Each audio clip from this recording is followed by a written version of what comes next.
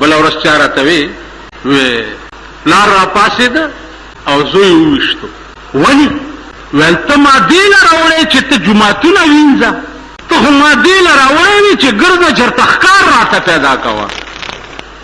تا زوی به جوماتونه وینځل، د جومات خدمت به کولې. ویل به ما خو ته ښکاري سپی پیدا کولې، ته راته ملا شوې جوماتونه وینځې. ټوپک یې راواغېستو، غړاز به ویشته او مړ یې. پلار زوی ته دا تربیت ورکوي. زما عزیزانو عرض مې دا و چې د انسانیت خو موږ نه بوی ختم شو، بوی انسانان نه یو. خدای خبر چې په قیامت کې به موږ د سپو په صف کې ولاړ یو که د خرونو په صف کې به ولاړ یو، او ډېر خلق به داسي چې د خنزیرانو په صف کې به ولاړ یو. د خنزیر په صف کې به هغه سړی ولاړ یو د خنزیر په شکل کې. دنیا کې خدای دا سزا دې بني آدمو ته ورکړې ده. د موسی علیه السلام قوم چې څه وخت کې بیزوګان شو، نو خیره وکړه قوم ته چې کونو قردتن خاسئین، زی خدای بیزوګان کا. نو د موسی علیه السلام ټول قوم چې دی هغه بیزوګان شو، او سپینګیری چې دی هغه پکې د خنزیر په شکل شو. سپینګیری پکې خنزیران شو. نو موسی علیه السلام خدای پاک ته وی چې یا الله دا ځوانان که بیزوګان شو خو دی خو جرم کړی و، د سپینګیرو څه ګناه کړی و چې دا د خنزیر په شکل شو. وای وای سورځ زم داسې خپاوم چې د دې سپینګیرو څه ګناه و. او چې د کمې زمانې خپلې زمانې دا سپینګیري مې ولیده په باړه کې مې یو جرګه کوله، سپینګیري را پاسې د ماته چې ملا صاحب چې مودې حق نه ونه باسه، حق څه شی و؟ لاره یې تختولې وه، لاره یې تختولې وه، ای بیا په پیسو پرې خوا. نو چې ملا صاحب مودې حق نه ونه باسه، دومره دومره ګیرو والا راته. بس ما چې داسې سوچ وکړم موسی علیه السلام اسې دې پوښتنه کوله د خدای پاک نه چې د سپینګیرو څه ګناه کړې وه، راشه دا سپینګیري وګوره. عقل به دې وخوځي چې دې خلکو سره دې د دنیا لین دین پېښ شي او د دنیا واسطه دې ورسره پېښه شي. عقل به دې وخوځي. ای خدایه دا خلق به هم ته پرېږدې، دا خلق به هم جنت ته ځي. زما عزیزانو ډېر سوچ کوئ. دنیا کې دنیا د پاره نه یې پیدا، دنیا کې آخرت د پاره پیدا یې. رسول الله صلی الله علیه وسلم چې فرمایلی دي چې دنیا او مزرعه الاخره، دنیا د آخرت د کروندې ځای دی. آخرت له سکر چې کې دنیا کې به مرګ نه رستو بس نه کی. نو زما اصل غرض ته دی هغه دا و چې هر یو سړی ته په څلوېښتو غنټو کې یوه غنټه په خپل انجام باندې سوچ پکار دی چې انجام به مې صحیح، زه به کم خوازم، زه به کم خوازم. دا چې ته کم خوا روانې دیتا ابوبکر هم حیرانو، دیتا عمر هم حیرانو، دیتا عثمان هم حیرانو چې دا مونږ به کم خوازو، کم طرف ته بزو. ابوبکر چې وفات کیږي، اوس هغه ابوبکر چې د اسمان نه به ورته خدای سلام را لېږلو، هغه ابوبکر د اسمان نه به سلام ورته راتلو. چې څه وخت کې مړ کیږي لوړې ورته ناسته ده او جاړي. ابوبکر صدیق ورته وایي چې بچیه ته ولې جاړې، ولې جاړې؟ جړه خو ما ته پکار ده چې داسې کور ته روان یم چې کور مې وړاندې لیدلی نه دی. کور کم یو دی؟ ورځئ به که نه؟ لا چېرته تاسو لاسې لیدلي چې خبره له به ځئ. بعضې سړی وویل لکه مرګ، بیا مونږ لاسې لیدلي هم نه دي، بیا هم مړ کې مال دغسې به لیدلي هم نه یو ټک به دي شي چې داسې خړ مخ به پروت دی، که لیدو میدو نشته. ابوبکر ورته وایي بچیه داسې کور ته روان یم چې کور مې وړاندې لیدلی نه دی، داسې پولیس به مې گرفتار کی چې هغه پولیس مې وړاندې لیدلی نه دی. تاسو خبرې چې دا جنازه په اوږه کې یوه دیرې ته وړئ، ته خو دا پوهېږي چې بس کټ کې مړی پروت دی او مونږ روان کړی دی. دې سره د قبر غارت رواني، دې سره د قبر پولیس رواني. نو ابوبکر ورته وایي داسې پولیس به مې گرفتار کی چې وړاندې مې لیدلی نه دی. بیا چې څه وخت کې کېږي په قبر کې خلک ته واپس نو عدالت کې پیشي وشي. ړومبنی تپوس چې ته کېږي به ړومبنی تپوس به ورته دا وایي چې من ربک، ستا خدای څوک و، ته د چا بنده وې، ته به داسې ګبراو شي. رسول الله صلی الله علیه وسلم فرمایي چې هغه پولیس په داسې شکل کې ورته راغلي چې دی د هغې شکل ته وګوري ړتې بوټ وځي. تا ته وایي من ربک، ستا خدای څوک و، ته د چا بنده وې. مولانا غلام محمد صاحب به کله کله وي قبر کې چې تاسو نه بخلق ملائکه تپوس کوي چې من ربک، ناغه بدا شعر وی چې آئے نکیر دونوں، آئے نکیر دونوں، پوچھا بھی خدا کا اور پھر دین مصطفیٰ کا، آئے نکیر دونوں، پوچھا بھی خدا کا اور پھر دین مصطفیٰ کا. دا مړی ورته وی سن لو اے میرے پیارو، سن لو اے میرے پیارو، بندہ ہوں میں جارج کا اور امتی ہوں ویسرا کا. دا د پیرنګیانو زمانه کې هغه دا شعر ویلی و، انګریزانو حکومتو. دا هغه زمانه وه چې دا سپینې ګیرې او سپین پټکي به هم په انګریزانو خرڅېده. دا هغه زمانه وه. نو هغه به دا شعر وی چې آئے نکیر دونوں، پوچھا بھی خدا کا اور پھر دین مصطفیٰ کا.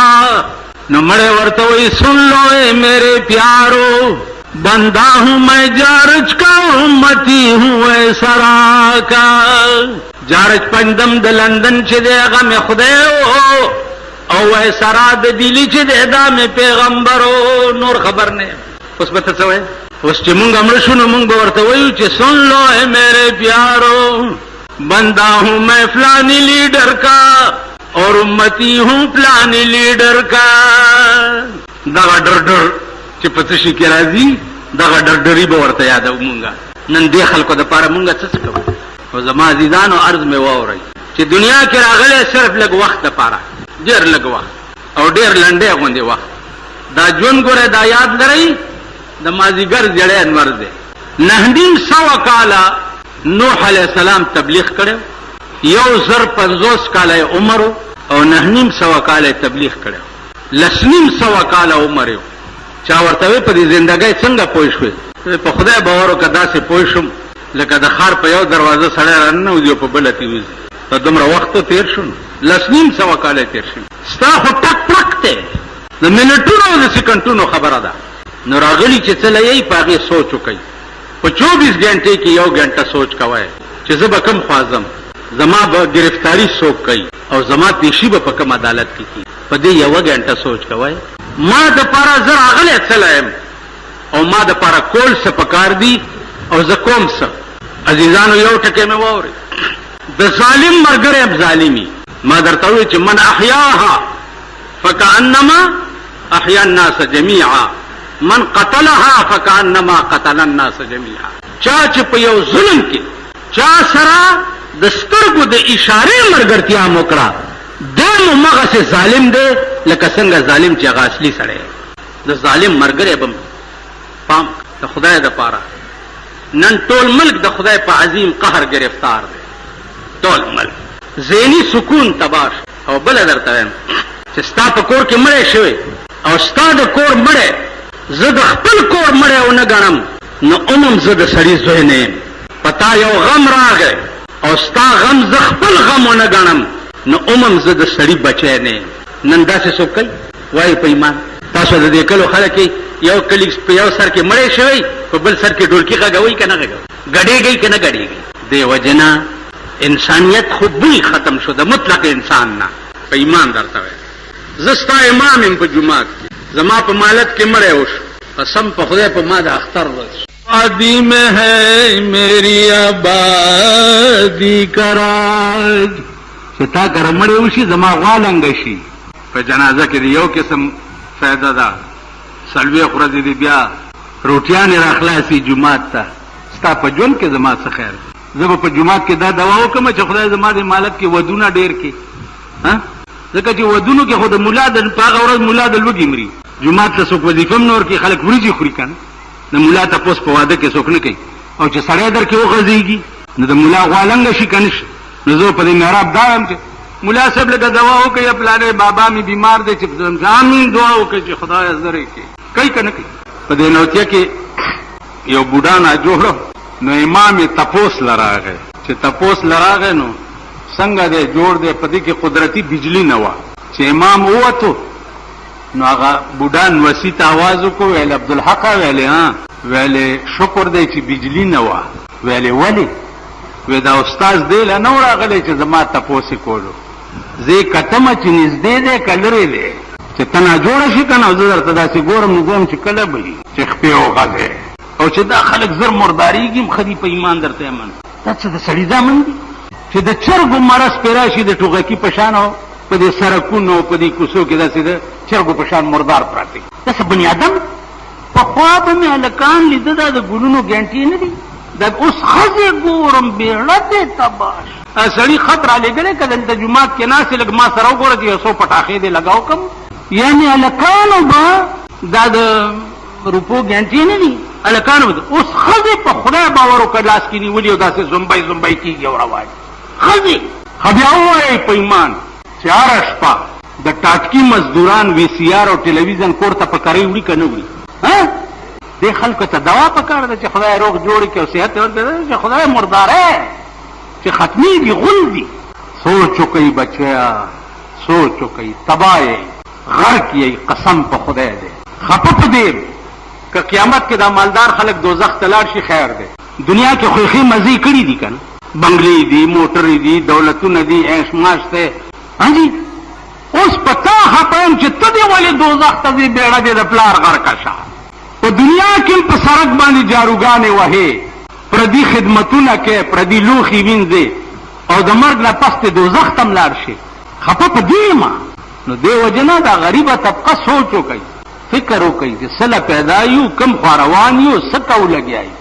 غرقېږئ، تباه کېږئ. قسم په خدای دی واورئ. بیا هغه خبره ورسره یاده شوه، کړې مې ده درته څو ځل چې مولانا عبدالمعبود صاحب 133 کاله عمر کې ما ورته د شپې ویلې یو قبر ما ته کشف وکړه. هغه سره دا علم و چې قبر ته به داسې ودرېدو نو دا پته به ورته لګېده چې په دې مړي لاندې سال دی. ادیرې ته یې راوویستم او چې داسې مراقبه یې وکړه.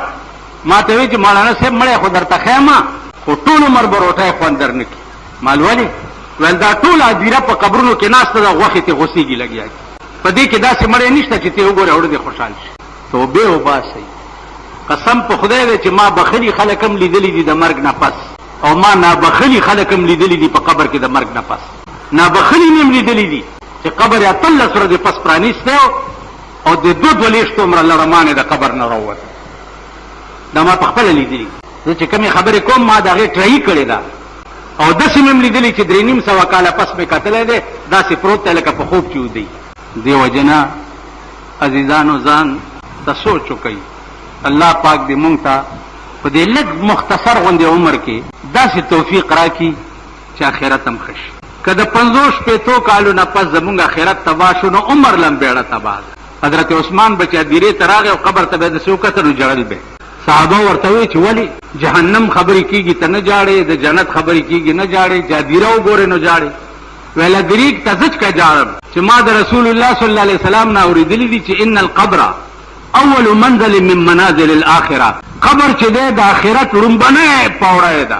که په دې کې سړی کامیاب شو نو عمر له کامیاب شو، او که په دې کې پاتې راغی عمر له بیړه تباه شوه. نو دې ځای له جاړم ځکه چې عمر له مې بیړه تباه نه شي چېرته دلته. که په دغه ړومبه ورځ چې دا خلک در نه واپس شي او دا په کټونو ناست دي دا دوا به یاده کړو، دا دوا به یاده کړو، دا دوا به یاده کړو، هغې په دې نخرو اختی او ستا هلته پیشي وي. که دغه ځای کې پاتې رالی عمر له دې بیړه تباه شو. دغه له راغلي یې ما لکه دا د سړي هغه ورځ یو نوي دوکان کې ناست وم نو یو سړي ورته وی حجامت خو دې راته وکړو د املا راته وګروه. نو هغه نوي ورته ملا داسې ګروډه ویل ښه وګروه. غرق شوم، خارښت دی پې. نو تاسو هغه خارښتیان یې ته پوه شو په خبره په سوله پندره نه یي او نه په دې خبرو پوهېږي. دا خبرې هر چا ته چېرته پته لګي. هلته یې ولیده چې الله نوم لیکلی دی. الله کې څو لفظه دي؟ څو دي؟ کم دي؟ هغه ته مه ګوره نو ته نشي ویلی. ته خو د هغه د نیکه په ځای یعنې تر اوسه تاسو د الله لفظونه نه دي شمارلي چې دې کې څو لفظه دي. یو الف دی، یو لام او یو هې ده. 3 لفظه. دا سړی تا بزرګ وایي چې ګوره سړی قسم خوري چې د الف نه د پیو ولا روانه وه او د لام نه د شاتو ولا روانه وه او د هې نه د شرابو ولا روانه. 3 لفظه دي په عرش معلق باندې لیکلي دي او د یو نه د پیو روانه ده، د یو نه د شاتو روانه ده او یو نه د شرابو ولا روانه. د دې مطلب څه شو؟ د دې مطلب دا شو چې دا څه تاسو په دنیا کې ګورئ، کدا اوبه دي، کدا شات دي، کدا پی دي، کدا شراب. یو هغه شراب نه دا اوس چې کوم ګند دی، هغه شراب چې په جنت کې به تاسو ته ملاویږي. دا هر څه د الله د نوم نه وتي، هر څه. اوس دغه نوم سره چې د چا یارانه شوه، نو د پیو کمی به نه، د شاتو کمی به نه، د شرابو کمی به نه، د اوبو کمی به نه. چې دغه یو ټکی سره د چا یارانه شوه، نو هغه ټولې ولې د نعمت چې بیا به د په کور نه وي. یو دی نوم سره د چې یارانه شوه، او چې یو دی نوم سره د یارانه نه وه، د دنیا د لعنت ولې به ستا په کور نه نوځي. دنیا کې به دیم کور د لعنت مرکز وي، او د مرګ نه وروسته به دې کور په جهنم اسفل السافلین. نو زما عزیزانو، یو الله سره په صحیح معنو کې رابطه او تعلق پیدا کول، ټولې پریشانۍ به ختم شي. ټولې پریشانۍ که زمونږ په لاس کم بد کیږي، علی کلی کیږي. حکمرانی د ملک چې دا صدر ټوکو خبره نه ده. امام ابو حنیفه پسې بادشاہ پړی وشلول چې تاسو خپل قاضي جوړوم. هغه وینا ما د پیغمبر حدیث لیدلې ده چې کوم سړی د قوم مشر شو، ذبح بغیر سکینین، هغه به تیغ حلال کړي. د قوم مشري سره ټوکو خبره ده. نن وګورئ څومره نا اهله چې ګورئ ستاسو د ملک او د قوم مشران، او دا چا کړي؟ دا مونږ کړي. چې مونږ کړي دي، نو هلکه ته چې په خپله لړم پرېږدي او بیا کته وچی چلی، نو د لړم ګناه خو نه ده که دا لړم خو هم تا ساتلی و، هم تا را پرېښی و، او هم ته یې وچی چلی. نن حکمران طبقه چې دي لړمان او ماران دي، او د قوم په چیچلو او د قوم په تباهۍ باندې. بیا لوی ظلم چې کوم ستا په ملک کې دی، الله خبرې پکې نشته، د رسول خبرې پکې نشته، د دین نشته، دا ټول دروغ، ټول ګپ دی. خبرې پکې کدي هغه یا د خپلې خېټې مړول دي او یا د امریکې خوشحالول دي. نن په ټوله دنیا باندې امریکا حکومت کوي. بعضې ځای کې خو تاسو تیر وځئ غلط شئ، لکه د ضیاءالحق صاحب په وخت کې تېروتي وي چې انا شریعت کوټ یې جوړ کړ، شریعت عدالتونه یې جوړ کړه. الا مولیان هم پکې ورننوت. مولا خو د خدای دغه غواړي چې په ټټو باندې سوار شي. یو مولا د شریعت بنچ ججو په یونیورسټۍ کې مې ته تپوس کوم، هلته تر اوسه دې څو فیصلې کړي دي؟ وی خدای راستي که یو فیصله هم چا راوستې ده؟ شریعت بنچ لاړو، څوک فیصلې نه راوړي. شریعت څه شو؟ دین څه شو؟ اول په باړه کې تنظیم جوړ کړی دی، او په کوړو یې وایي چې سزا څوک وکړي، په کوړو یې وایي. او کوړو باندې په اخبار کې به هم فوټو راغی، دا ناست دی یو باړېوال، په کوړو یې وایي. شریعت څه شو؟ په ملکټ کې صاحب راغویمه شوي و چې هله شریعت دغه کوي، یو هڼ دی. هغه هڼ څه شو؟ شریعت چې کوم ملک کې څوک راولي هغه داسې نه وي، هغه د یو سړي په آواز ټول ملک متفق شي. چې ټول ملک متفق شي نو انقلاب راولي. چې انقلاب راولي نو د هرې مشینونو ته سرونه ایښي، تنه یو خوا غورځوي او سر بل خوا غورځوي. 12.5 کروڑه پاکستان دی چې 2 کروڑه دی د هرې په مشین کې مکړي نه. ته پکې اسلام راوستی شي، ته پکې دین راوستی. زمونږ ملیانو به ویلي د بېنظیرې په وخت کې د بېنظیرې حکومت سره ځکه ملګري یو چې د اسلام تحفظ کوو. نو ما یو ملا ته وی د اسلام تحفظ دا نه دی چې دا سړي شونډې نری غاړه په لکونو خلکو کې ولاړې او تاسو ورته ګورئ او خاندئ، ورته دا د اسلام تحفظ نه دی چې دې تیزنې ته ووایي چې زه په کور کې کښېنم. د اسلام تحفظ دې ته وایي. نو زمونږ چې کوم حکومت سره ملګري کېږو نو بهانه دا ونیسو چې جي د اسلام دپاره. یو خبره مې درته کړې وه، د غولو جمعدارۍ ته یو ملا ولاړو، د بي ډي الیکشن چې دی، ما لراغې ما ته وی چې زم ولاړې. مال ته څه کوې؟ ویل جي اسلام دپاره ولاړې. مال ښه اسلام د چوړیانو جمعدارۍ کې اوس راغی، اسلام دپاره ولاړې. نو هر یو د مینډک زوی چې ودرېږي و اسلام دپاره ولاړې، رونو اسلام دپاره ولاړې. هغه اسلام ګورئ لګیا وي. اسلام خو لا څه کوي چې اوس قبایل پاتې وو د ښځو د شرمېدو نه. انشاءالله چې د قبایلو ښځې به اوس برګی چرګی په پولنګ سټیشنونو کې ګور ښځې. قبایلو خو ملک سیسټم به وټو که نه، اوس به د قبایلو ښځې م راوځي، برګی چرګی به یو په پولنګ سټیشنونو کې به ګرځي او منبر ته به ووټ اچوي. اوس قبایل خوشحال دي چې موږ له بالغ رای دي دی لیډرانو ورته چو قبایلو وای زه تاسو له یو حق در کوم بالغ رای دي ووټ بدر کوم قبایل په ټول خوشحال شو په بالغ رای دي الیکشنو شو چې کم ممبران پاس ک تحقیقات یو کوي یو ممبر په 3 کروڑ روپے ووټ خرڅ کو او یو په 15 کروڑ روپے ووټ خرڅ او ورکړه چاله شیاله ما په خبره پوهیږي تا خو ووټ قبایلی ممبر له 50 روپے ورکو یا په 100 یا په 100 ورکو هغه په 3 کروڑ خرڅ